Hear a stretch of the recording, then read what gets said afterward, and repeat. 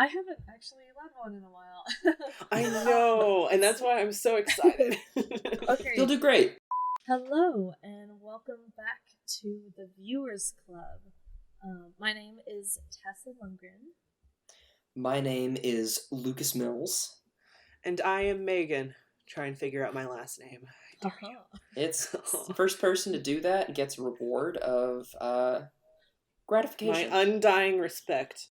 Yeah. Wow. Yeah, but today we are really excited to dive into Altered Carbon, the TV I'm show. so pumped. Yeah. Same. We've been wanting to talk about this for a while now. And now almost over a month. Yeah. It's been a while. It's been a hot minute. Yeah. It has been a minute and it has been hot. Spicy. Okay. Spicy minute. Before we dive in, I will give the disclaimer that there will be spoilers. So if you haven't watched it, go and watch it. Go watch season 1, and then come back and join us.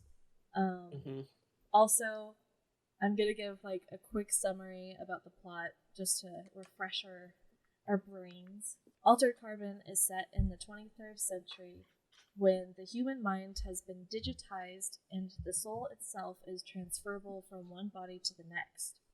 Takashi Kovacs. Is it Kovacs or Kovac? I think it's Kovacs. Kovacs. Yeah, Kovacs. Kovacs. Okay. Takashi Kovacs, a former elite interstellar warrior known as an envoy who has been imprisoned for over 250 years, is downloaded into a future he tried to stop.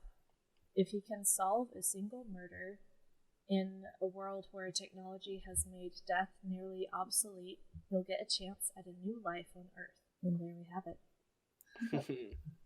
It's like the most unspoilery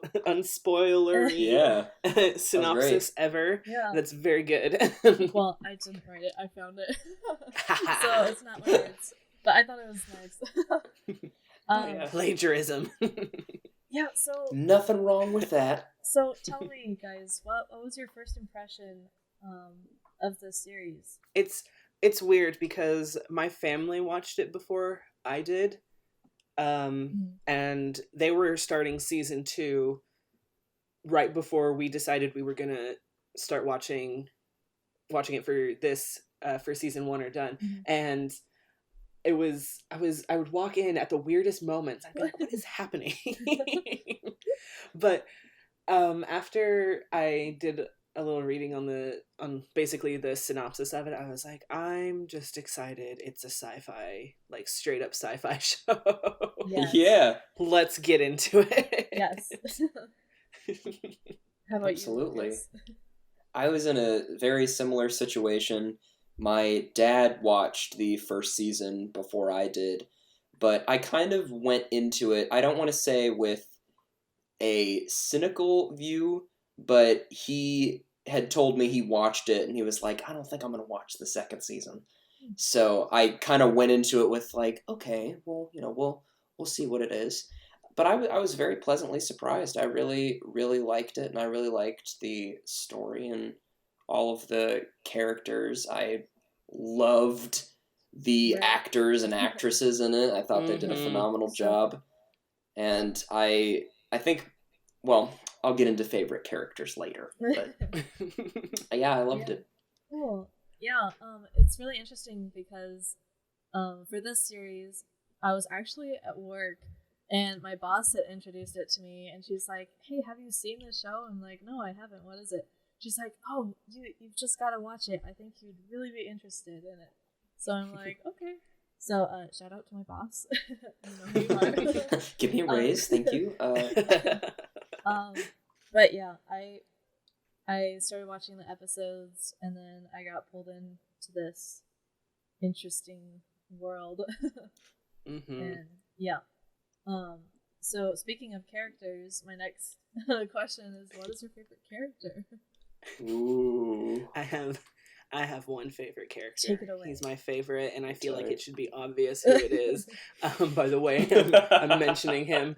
I love Poe Yes. Oh my way gosh. too much. Same. Like at an unhealthy level, I love him Oh man. so much. He's so good. He's such a great character, and the actor who played him did such an amazing job. Yeah. It was just, I loved that the character was like this very, almost like a needy girlfriend, like the Mhm. stereotypical needy girlfriend who's like, I Yeah. will do anything and everything for you. Like, Yeah. I loved that concept. I love that he broke the law, and he was just like, just as long as you're staying here, sure. Mhm. But I also loved that he struggled with humanity and the concept of being a human being. I really liked Mhm. that look into that world, because there are a lot of like movies and stuff who do an entire plot line is basically based on that, you know, is the plot of humanity. It's like, you can, Terminator is kind of like that, you know, and Wall-E is in particularly just like that. And then just to have this little side story for Poe where he's trying to discover humanity, because if you've ever read any of Edgar Allan Poe's work, his actual Edgar Allan Poe, it's very much like that. And Mhm. I don't know, I think he was so funny, super just all around. I just love Poe so freaking much, which is why the ending killed me. Yeah. Watching him deteriorate, I was like, no, Poe, wait. I cried. I did too. I was No. like bargaining. I was literally sitting there bargaining for him to Yeah. like survive. I was like, I will give anything. Yeah. He did have such a good end, though. I liked his Mhm. end. Even though I didn't like that he died, I liked that his final act was like an FU to all Yes. the bad guys. Like, you know what? I'm gonna Yeah. still succeed. I loved his final act. It was Mhm. I loved his whole story. He had a very Ian Holm quality to him. He's Mm. that's Bilbo Baggins Mhm. and the android from the first Alien film. He had that quality to him. And I loved that. I thought that fit perfectly with the character. Mhm. I think he's my favorite male character, but my favorite female character, my favorite character was totally Kristen Ortega. Yes. I She loved was her. great. Yes, I loved her so much, and every single time she was in peril, I'm like, you can't kill her. You can't. No. You can't do that. You cannot kill her off. When that elevator scene happened, Oh my gosh. Oh, that was the Oh most my intense gosh. thing ever. That was so intense. I was not pleased. That ooh man, I think that scene also solidified my hatred for Lung more than any other character on that show. Mhm. So Yeah. I would have to say I love her character, and I'm very, very happy with how Lung met his end at her hands. Yes. Yes. Oh my gosh. Yeah. um, so my favorite character was obviously Poe as well, and it's just so well written, and the arc, and even like just like the small details of how the actor like brought this character to life really made it for me. Mhm. And I don't know why, but I was getting like a Robin Williams vibe from him. Like, could Yeah, I totally was see kind of Robin getting that Williams feeling too. Yeah. play him. I'm like, oh, he was really Mhm. sweet. I liked it. Mhm. My next character, thank you, Lucas, was Kristen Ortega. She's a very strong character, and I liked that they made her a strong character. And then of course Takashi Kovacs, the guy who played him. I think he played The it two guys well. who played him. Yes. Yeah. Okay. Yeah. There's actually three. There's three of them because Right. originally it's Will Lee, the actor Will Mhm. Lee, and then Yep. and then Joel. Yeah, I thought that's a really like complex character to play because you Oh, have yeah. all these like side stories and subplots of who they Mhm. are Yeah. is. I do want to give a big applause to the actors who are playing characters that are that are basically established already by other actors, if that makes any sense. So like, I don't know, I'm pretty sure that Joel Kinnaman, right? Yes. Had to recreate how Will Lee played it, or was it like vice versa? I would assume that they would focus on like how Will Lee portrayed it, and then they're like, okay, now you try and not mimic, but like build your own version of him using the foundation that he already built, you know? Yeah. I'm Right. very interested to know how they would have Yeah. done something like that, especially if they were to integrate like subtle like tics or you know something like, you know what I mean? Exactly. And then it's also, extremely well done. Yeah, and then also Anthony Mackie Yeah. play that character as well. Oh, yeah. It would be Yeah, so I bet there was interesting all to have kinds of that. communication. Yeah, it would be so interesting to have like an interview with all three of them and Yeah. see like how much of like development they did and like how much of it was like a collaboration of the character, you know?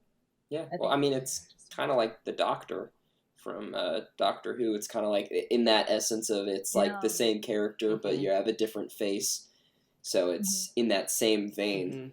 So I love that. I love they were able to do that. Yeah. I do think the interesting thing was they also had the issues of the sleeves, the bodies. Mm. So you get thrown into somebody's body and you would have either like you'd have the exact same thing issues that they might have, you know. So like for the quote present day version of Takashi, it was like he was a smoker. So he would be forced he had that nicotine addiction Right. that he didn't have before. It was really interesting to watch that play out. Yeah. So yeah. That's a good point. It's just like, did you guys have it's so like, deep. a favorite character arc? I know we kind of touched a little bit on that topic, but I liked Raylene. Is that how you pronounce her name? The sister? the sister? Yes. Takashi's sister. Mhm. I think it's Raylene. I loved her arc. Mhm. It was so like she's a really interesting character. Mhm. She's like tied with Poe, and I think and this is my opinion on any show. Your show, your movie, whatever, is only as good as your villain, quote villain. And there are a lot of villains in this one, but she was like a very big one and prominent one towards the end. I loved her arc, watching her go basically to the ends of the earth to be with her brother, you know? Yeah. And then they meet in the present and he has changed, but she didn't really change too much. Like she did have to like change to survive.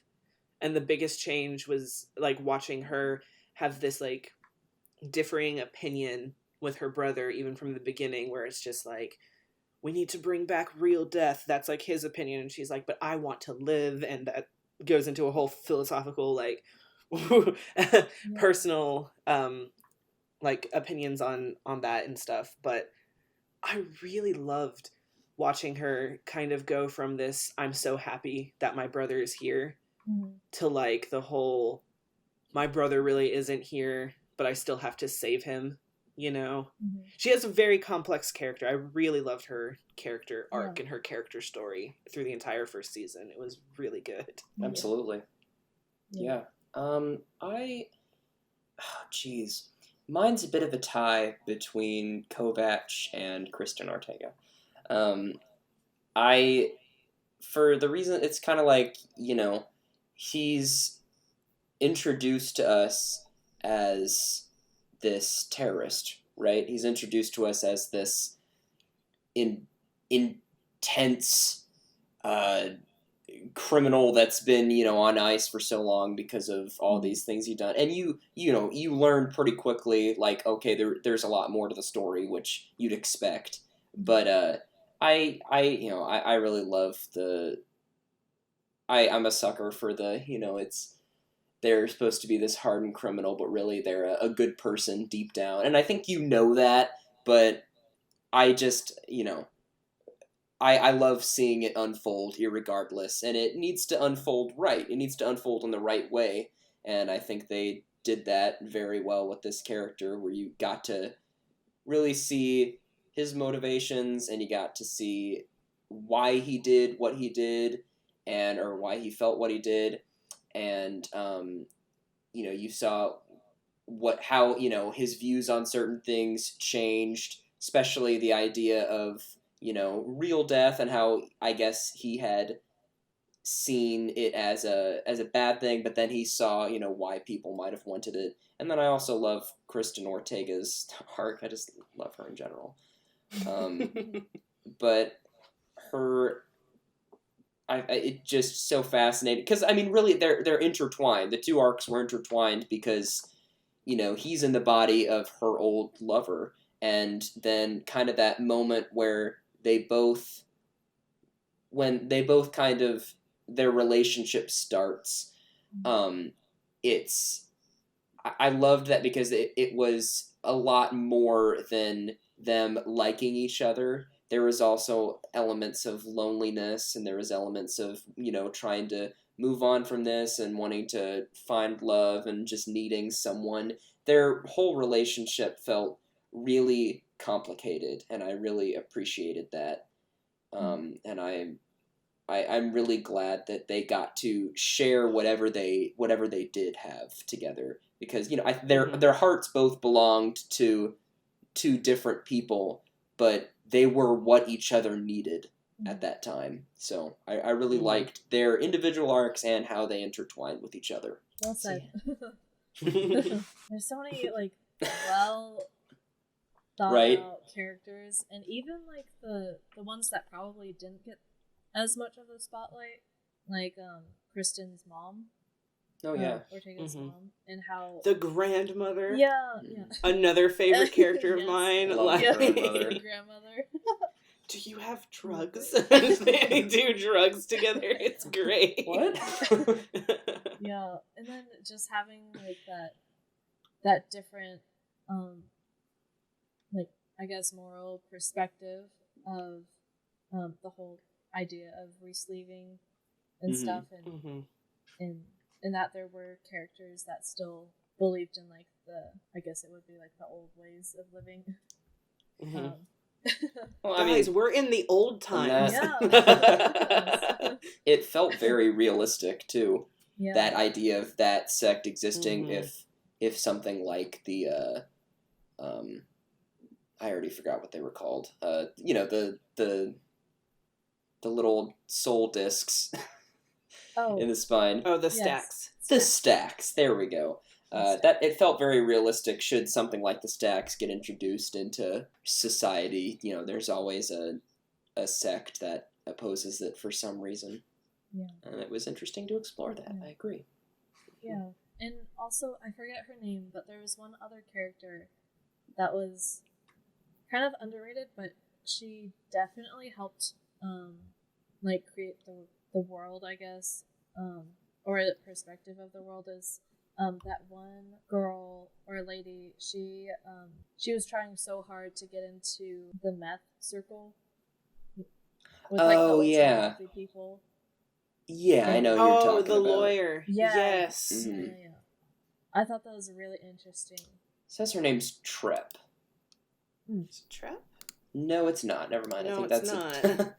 I was like, that's not her. Oma? Oh, I'm butchering their name. She's played by Tamara Taylor, though. Yes. I'm butchering the name of the actual character. Prescott. But Yeah. We'll go by Prescott. Yeah. I feel like her character really added another layer into the whole story. Let's talk about production and design now. Oh, baby. Mm-hmm. You seem like you want to say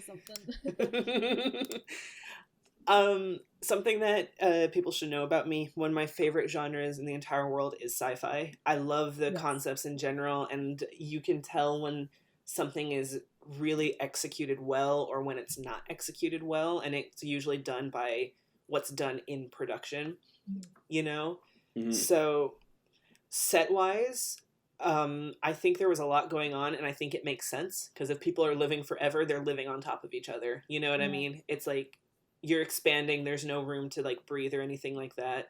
It's was really extremely well done. I think the only downfall is that because the sets have to be so intricate, the lighting outside in particular has to be really dark. Mm-hmm. And I think it kind of, for me, takes away a little bit to not Mm-hmm. having a little bit more light brought into it, whether that be like neon signs or something, you Mm-hmm. know? But I think like the sets were extremely well done. I liked the chaotic world on the ground and just how like almost disheveled and almost like falling apart it was, but also meshed in with the old world in a little bit. How the police building, you know, Mm-hmm. was that mixture of modern but also old, Mm-hmm. which I found interesting. Yeah. And then contrasting with the people who live in the sky and stuff, where it's all clean, but there's a lot of like, it's really like, there's a lot of like big furniture pieces and a lot of like things that symbolize wealth in there, and then everything's small and more tech based, and things that you'd associate with what sci-fi movies look like are on the ground because you want something sleek and modern up in the real world. And I think that was really interesting, and I thought it was extremely well done. Yeah, I think the only downfall was almost the lack of light in some of the scenes. It was hard to follow a little bit, and I know why that they did it. It was to hide a lot of the things that they couldn't create, you know? But outside of that, I really enjoyed it. And then when they did use light, it was really well done. Lizzie, right, the daughter, I think has the best example of this, because when she's like when she's like trapped in her own head, you know, from the trauma of being killed, the fact that Poe kind of like designed that world for her, where it's a dingy alley, but there's like this neon pink light that's kind of like pretty much the only part of color in that world, I thought was really interesting. I don't know. I think the playing with lighting to match with the scenic, I think has high moments, but I also think it has a little bit of lower moments, especially when it's just a little too dark to understand what's happening in some of the scenes, you know? I think I got like a little lost in one of the chase scenes. Someone was getting chased through like the alleys and streets and stuff, and I kind of lost track of a few of the characters because it was just a little too dark. But other than that, I thought the scenic that's what they wanted to happen. But scenic was definitely my favorite aspect of production. I think they did an extremely well done job on it. Yeah, I mean, ditto, right? I mean, exactly. You nailed it, Megan. Right. The Done. all the different. Next question. Yeah, the different settings all felt very distinct. I really appreciated that. And with sci-fi, because you have all of these different insane structures, you can tell that there was a lot of CGI work with a lot of them. And it really looked great. A lot of the floating buildings and a lot of the floating homes especially, I thought looked really cool. And I agree, they did end up utilizing I loved whenever they showed Lizzie, and they had a really great blend of lighting and scenic design with that scene, and with a couple other scenes as well. And I loved, whenever they entered a digital world, the look of it all. And that's interesting you talk about it not being light enough, because I love that, actually. That's one of my personal... I like it when there's that absence of light, just because you can use it to add to character, you can use it to add to motivation. And I get getting lost and not being able to see it, but yeah, maybe like Tessa said, maybe that was intentional. Who knows? But that's funny that you brought that up, because I have like the opposite critique for a lot of movies. I'm like, it was too bright. It's just too much light. I just didn't know. I'm somebody who likes when they utilize color or light and stuff. Oh yeah, they do. Yeah, and they do that a lot with Yeah. this and yeah, I mean it's always nice when you see that. Mm. Shout out to Wes Anderson. Yes. We love you. Yeah, and also even just like the set design, especially in the hotel lobby, Mm. and yeah, that was like the main Right. the main hub. It was pretty cool. So good. It was so good. Yeah, costumes. I think they were really Yes. intentional, and it was really well done for each character. Mm-hmm. Yeah, absolutely. Yeah. Yeah. It was they especially, I mean, for the people that lived, the grounders, just, that was their costumes were generally, not very bright in color, kind of almost desaturated and not flashy, but then sometimes like the guy that was in charge of the sleeve fight rank, who looked like he came straight from the Hunger Games capital. Right, that's what my mind right. went to when he showed up. I was like, "Is this the capital?" What is this? Yeah, so like characters like that, and then people that live lavish lives. I mean, you can totally see the contrast in how they live and the colors and everything. It was very, very intentional and very well done. Like the use of color to symbolize wealth or power was extremely well done, and then like the characters who didn't have that power or didn't have as much control were always in darker tones, blacks, grays, browns, and they didn't stand out a whole lot, even with like the hair color and stuff. It's super subtle stuff, but very intentional in how they used it. Yeah. So yeah. And how did you guys feel about the fight choreo? Because I don't know, for the most part I didn't find myself thinking too much about it, because sometimes when I'm watching, I'll like think about all the technical sides of it. Yeah, I thought it was. I wish pretty Osama was here.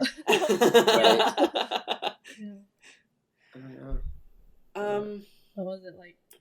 If I'm comparing it to fight scenes from other Netflix shows, which I think we kind of have a right to do, because it being Netflix, you would intentionally probably have the same same access to the same people, whether they're busy or not is a completely different thing.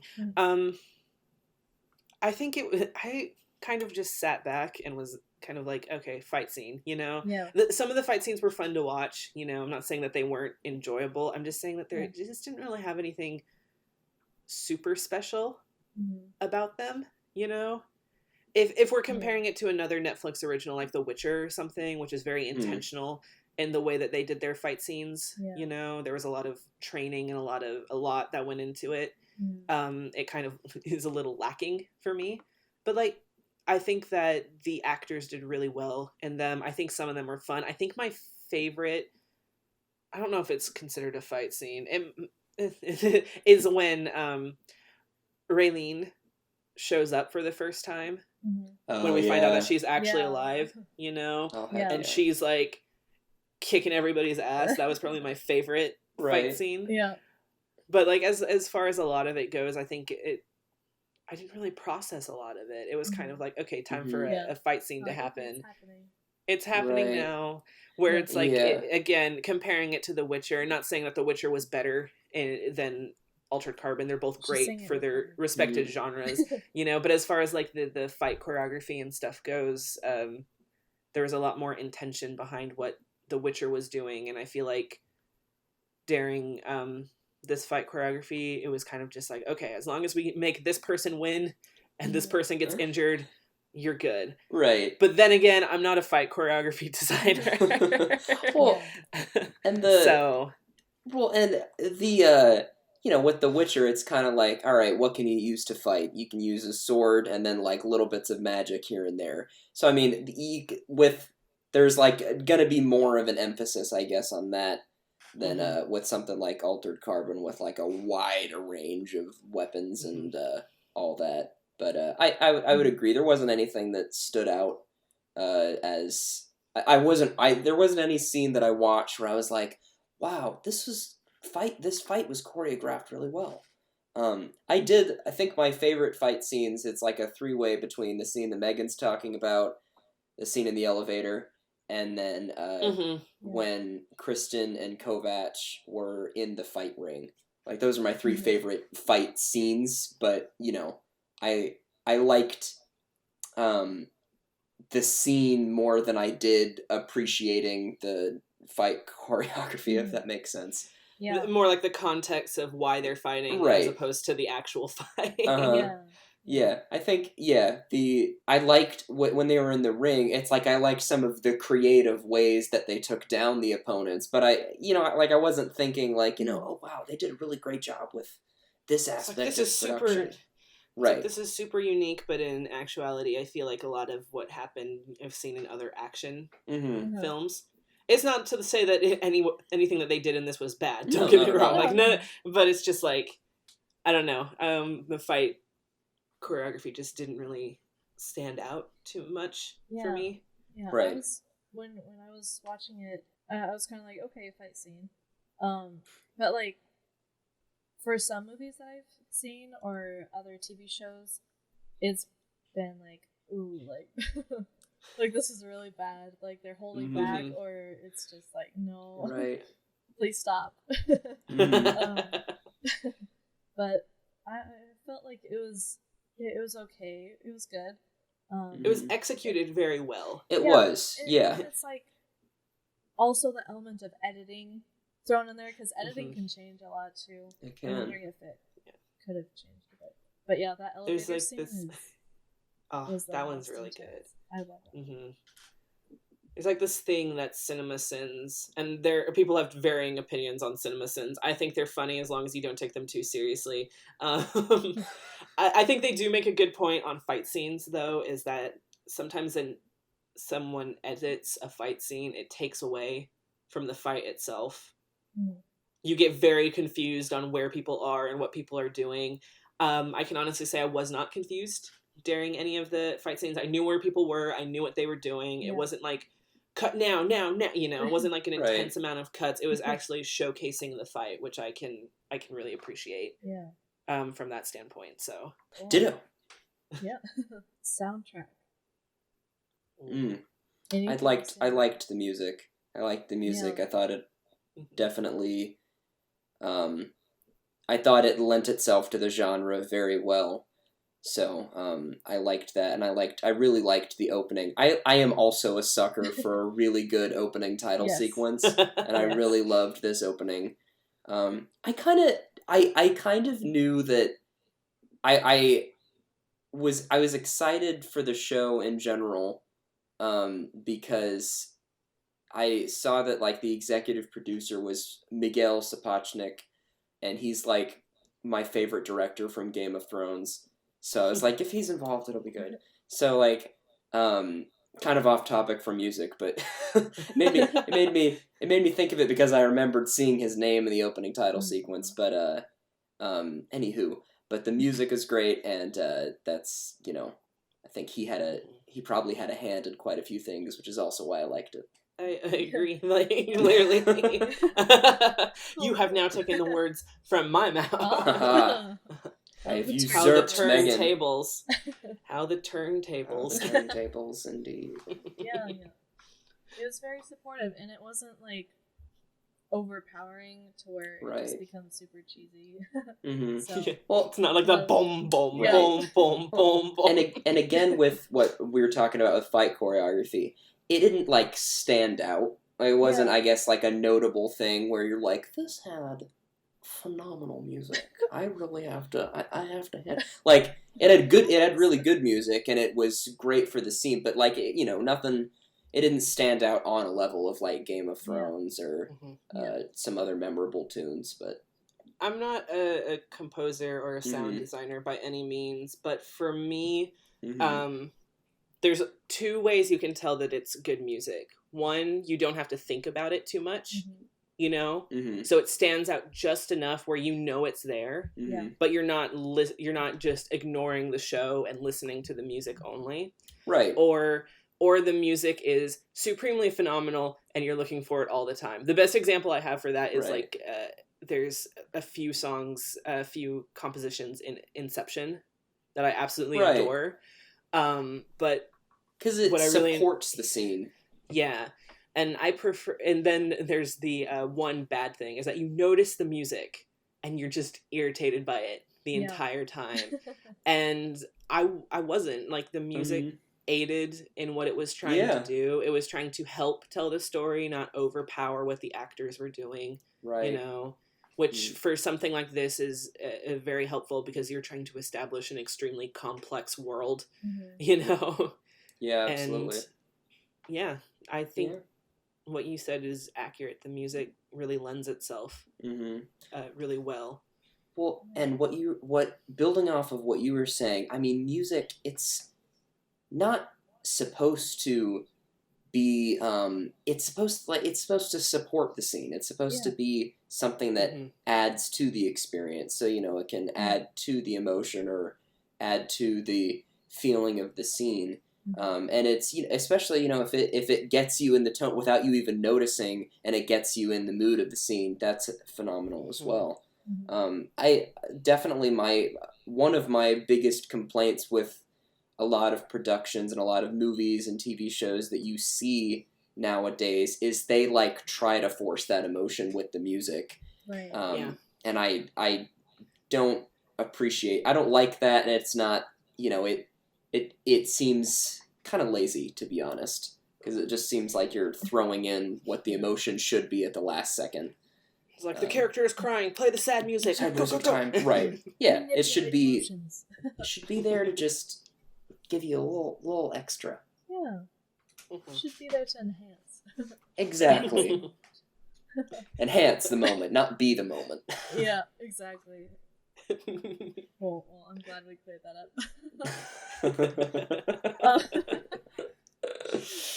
Oh my gosh. Okay. The next thing that I wanted to cover is actually some questions for you guys, and to also Ooh. discuss the concepts of the show. I guess I'll just jump right into it. Would either of you want to be slaved? If so, why? Or why It's not? very interesting. I don't want to die. No. Very, Simple. very Right. good answer. I don't know. It would depend.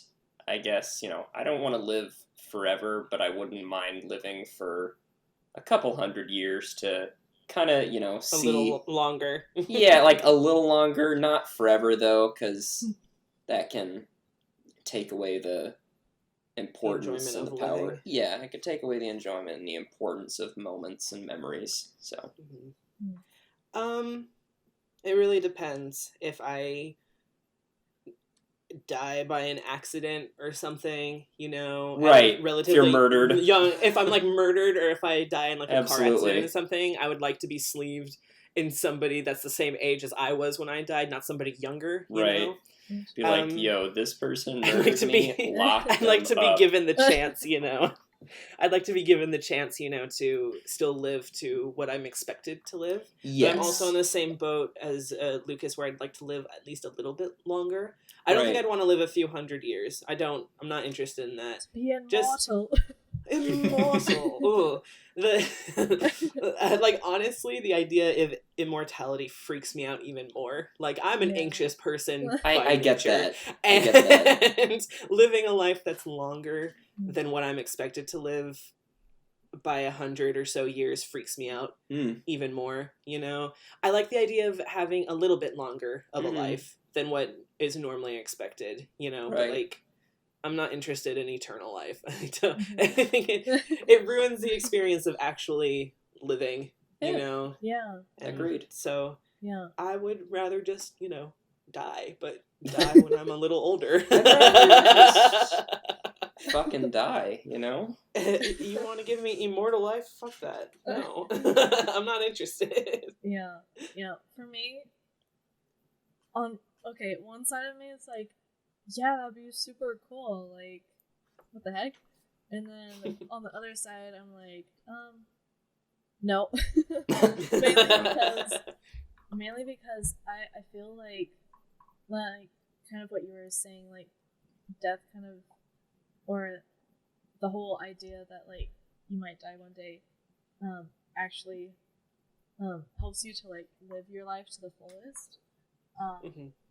And I feel like everything happens for a reason, and if I'm meant to die at a specific time, it's for a reason. And you guys have to die after me, okay? I can't take it. You guys have to die after I die. Okay. It's law of the land. Okay, You I must will. die Okay. after I die. Agreed. I will. But yeah, I accept. I no. can't live to I can't live to witness that. Nah. No, I don't want to watch any. No, I don't. No, no. Can we all just die You at the have same to time? die after me, May. Let's Wait, what about at the same time? That's fine. Okay. I agree. Okay. Yeah. Are we thinking like 7 o'clock? oh my yeah. god. Oh wait, let's do 8. I want to get Coronado pizza one last time. Oh. Fair deal. It's a date. Oh my gosh, I'm so excited. Anyway, I'm sorry, Tessa, you were saying. Terrible direction. I think like taking away the whole like power of death kind of diminishes the value of life. I think they really explore that concept really well in this as well. Absolutely. The whole conversation with Takashi and Raylene before they quote die, you know, was really interesting. Where he's like, I'm not leaving. I'm gonna bring about real death, you know, because what is life? That sort of thing. Yeah. Right. And then she's like, but I want to live.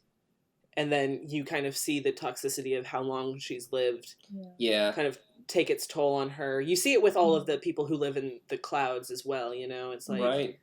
they have no respect or no understanding or anything of any human life, even their own. They're desensitized to everything because they've seen everything.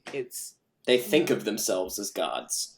Yeah, I mean they even pit those that couple, Mm-hmm. you know, to fight each other. That entire like scene is like it's like watching people. They literally take life for granted, and because they're going to survive, you know, it's really interesting to explore it and then see that the underlying meaning kind of comes from the writers and stuff. It's like, live your life now, Right? Because it's not as long as you think it is. Tomorrow is never promised. Yeah, it's interesting. Puts me in an existential crisis just a little Right. bit, but Yeah. I mean, when you live too long, I mean, you forget what it is to be human, because you know you lose what you know. Then it's what you're talking about with death. You lose that. You lose some of those things. You lose a lot of the different things you learn along the way about mortality and about life and about appreciating what you have. And so then everything is just like, you know, oh, I have time. I can do, you know, whatever I want. And everything just gets taken for granted. I mean, and it's such an interesting concept with like the kids of the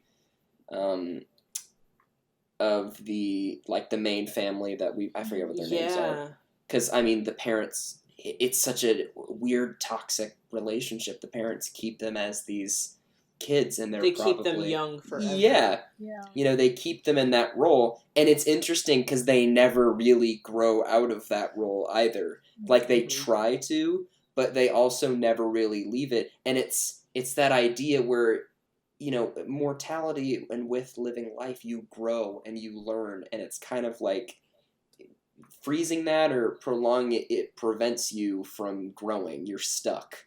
You're frozen in that state. And then you which just is, exist instead of living. Yeah. Absolutely. Yeah. Welcome to the Viewers Club Talks Philosophy. Welcome to the Yeah. It's a really interesting like concept that they ran with. There's a part of me that's like, how far are we from this in our Right. world, you know? Right. I mean, it's not too not not too crazy. Not too crazy of a concept. Yeah. It's maybe as a lighthearted moment. I don't know if you have a question that talks about funniest moment in Altered Carbon. Yeah. You Go do? for it. Go for it. Oh, okay. Perfect. Well, just to bring some lightheartedness, we were talking about the final scene where Raylene and Kovac are crashing in the ship, and it's such, like the whole end of the season finale is so emotional and it's so gripping and you're so invested in everything and it's so, there's just elements of tragedy everywhere.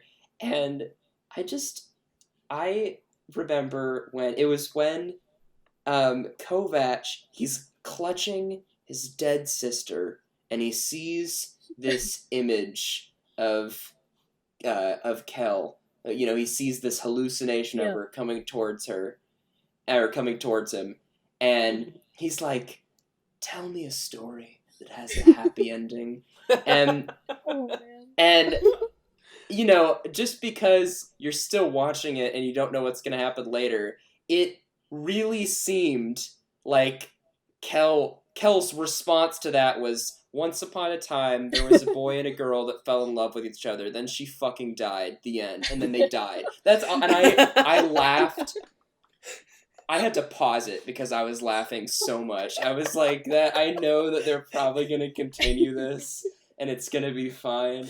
But if they end it like that, that's like the ultimate fuck you from Kel to Kovac. Oh man. Oh my gosh. Yeah. So I mean that was I had to leave the room for a little bit just to stop myself from laughing before I could finish the show. Oh my gosh. Oh, man.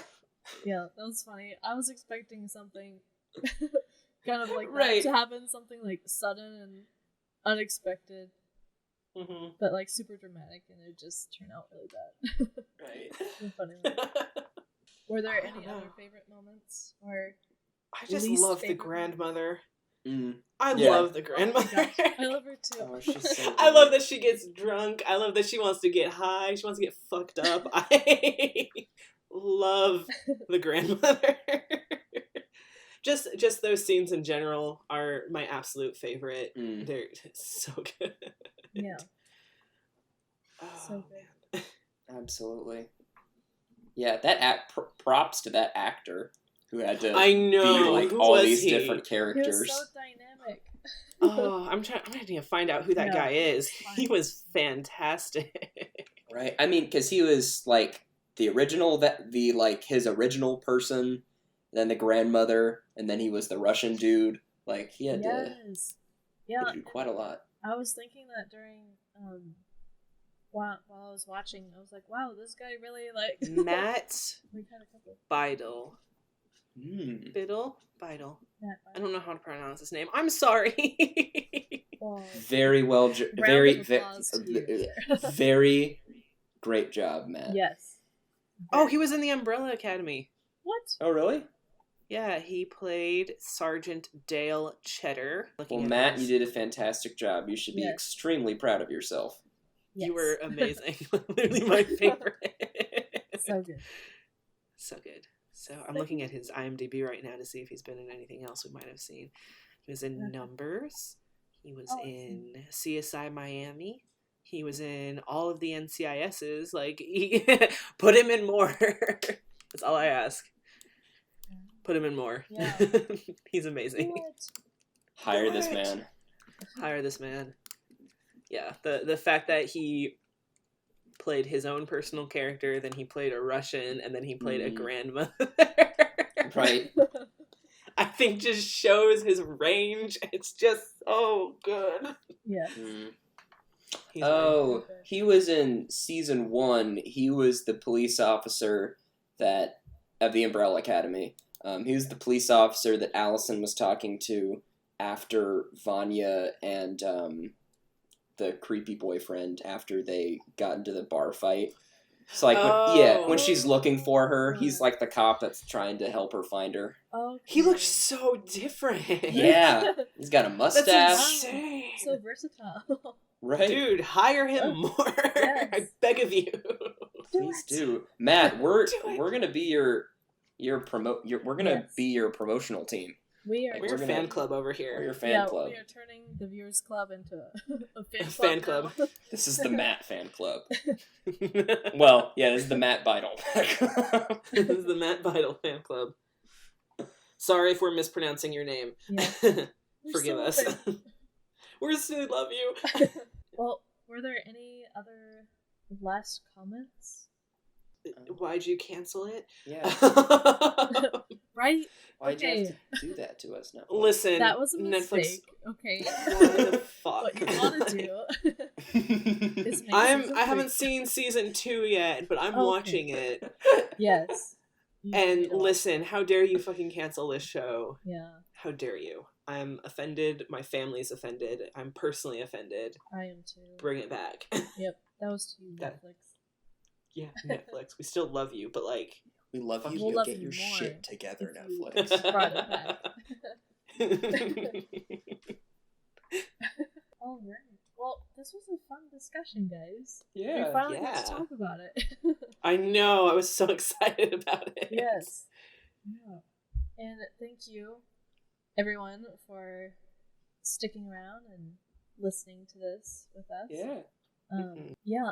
If you would go ahead and comment on our post if you would be re-sleeved or not, because I think Yes. that's interesting. Yes. Yeah. Discuss. Comment. I take it. I take it. This is a season 1 for everybody. Yes. Yes. Like, Nice. no question. How about- It's- One, It's a 1. I keep saying this, we need to find bad TV shows. Right. We need Okay. to. We need to Yes. find controversial TV shows where Comment- half of us are split down the middle. Yes. Comment Right. show suggestions or Yes. Yes. suggestions. comment please. controversial We will shows. we will watch it and review it for you. Some people like. Some people don't. Yeah. Yes. All right. Well, I have been Tessa. I have been Lucas. I'm still Megan. Lame. And this is the Viewers Club. Day. Or Or night. night. Or wherever you Or are. time is fluid and who even knows what year True. it is anymore. Just Just- True. Just have a good. Have a good. yeah, have a good. Bye. Bye. Bye.